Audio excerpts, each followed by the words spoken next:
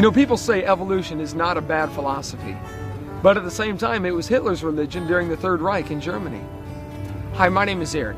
In this next seminar, Dr. Hovind exposes some of the terrible things that have been done in the name of evolution. Because dictators throughout time have used the evolutionary ideas to support their brutal tactics.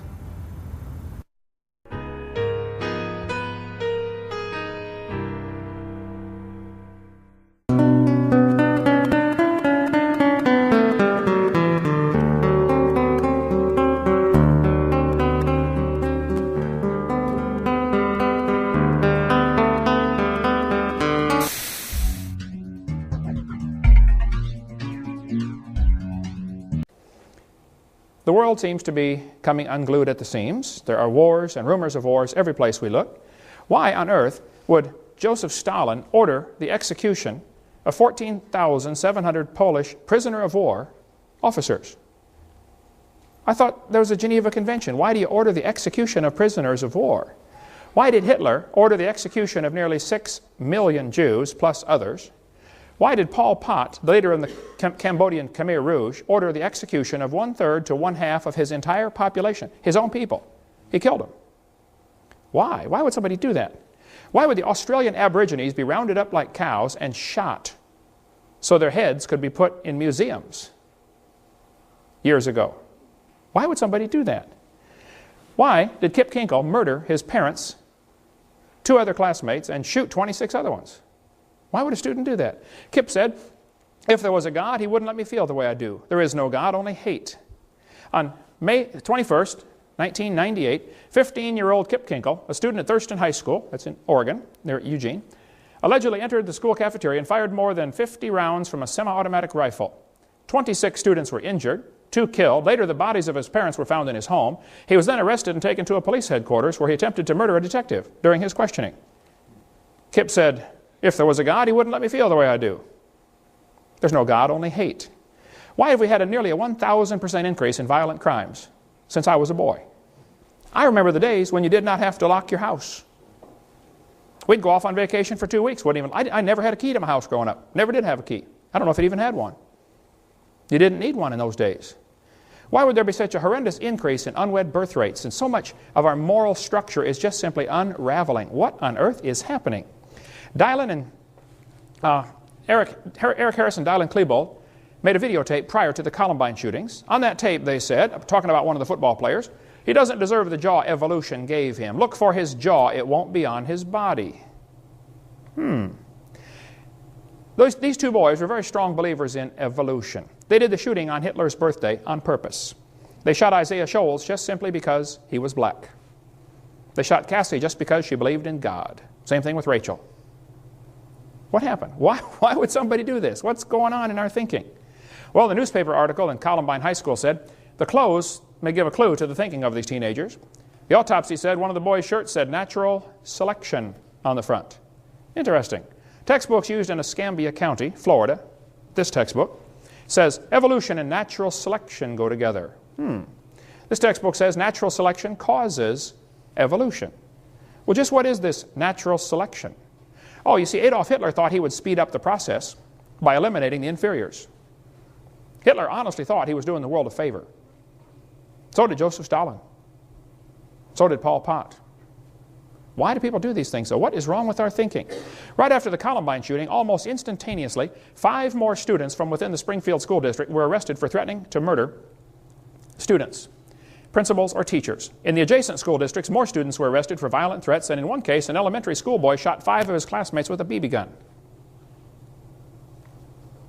Could it possibly be that what we're teaching them is causing this behavior? You know, what you believe determines how you behave. If you're raised up in a head-hunting society, and you're taught from the time you're a boy, if you go off to war and shoot somebody, you ought to kill him and cut off his head and eat the brains because you get his spirit. I mean, if you really believe that, guess what you're going to do when you go off to war? Your behavior is determined by your beliefs. What you believe determines how you behave. It's always been that way, and it's no different today. Could it be that this evolution theory is to blame? This textbook says, you're an animal and share a common heritage with earthworms. Question. If evolution is true, how are the kids supposed to tell right from wrong? I spoke in a public school in Pennsylvania one time. A kid sat on the second row and he said, "Mr. Hovind, I'm an atheist."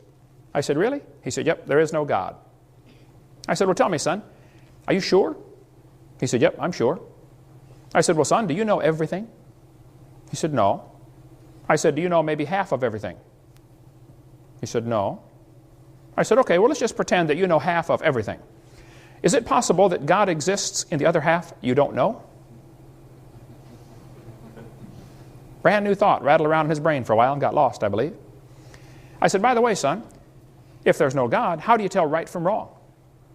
He said, "Oh, that's easy." He said, "I determine what's right and wrong." He said, "I'm the God of my own universe."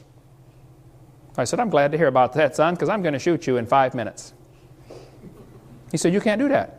I said, "Oh, yeah, I can. You see, I'm the God of my own universe. And I decided it's fine for me to shoot you." Question, exactly how do we tell right from wrong? In the first couple of seminar tapes, we talked about a variety of topics like the Big Bang Theory, how it's a big dud. We talked about the Garden of Eden. And we talked about why the earth cannot be billions of years old, and why did the people live to be 900 years old before the big flood came. We talked about dinosaurs, and students are being lied to about dinosaurs. They did not live millions of years ago. And on tape number 4, we talk about a whole bunch of lies in the textbooks. Now here we're going to talk about what's happened in the last 150 years since evolution became a popular theory. This guy said the turning point in history will be the moment that man becomes aware that the only God of man is man himself. Some of these guys think they are God. Boy, that was Hitler's philosophy. I'm God. I'm God. I'm God. I'm God. I'm God. I'm God.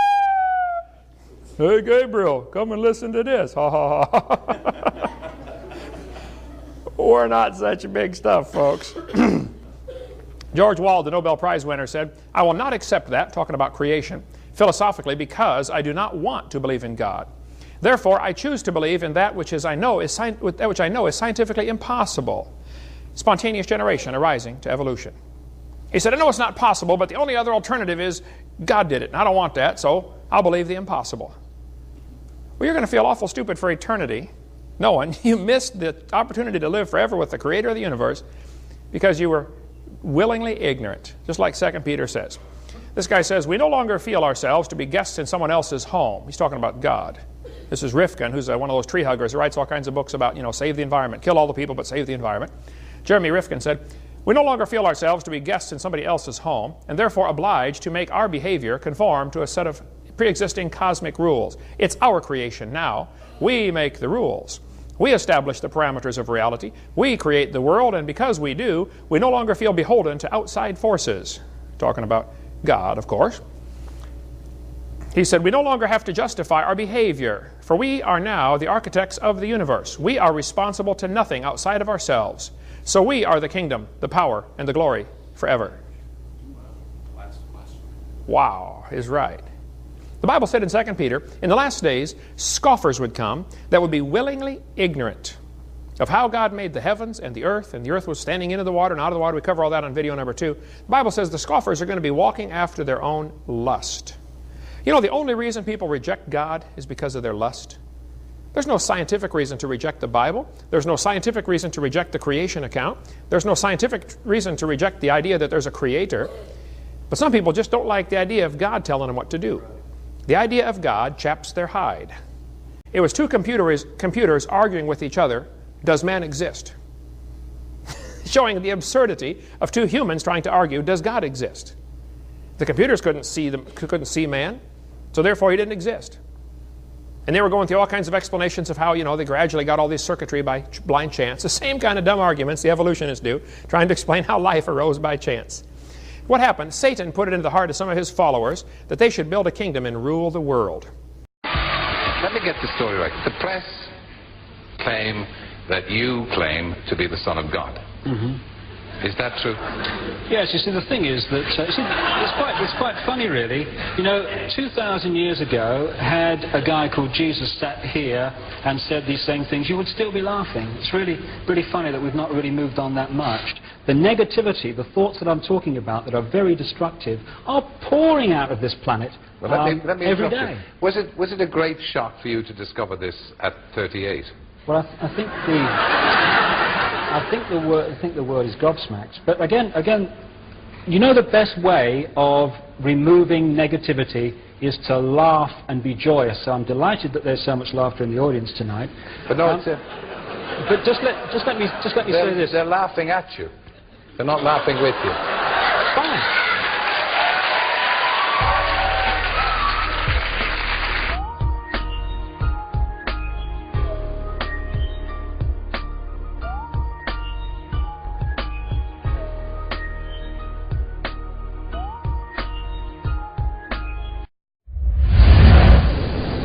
Remember, all I'm offering is the truth.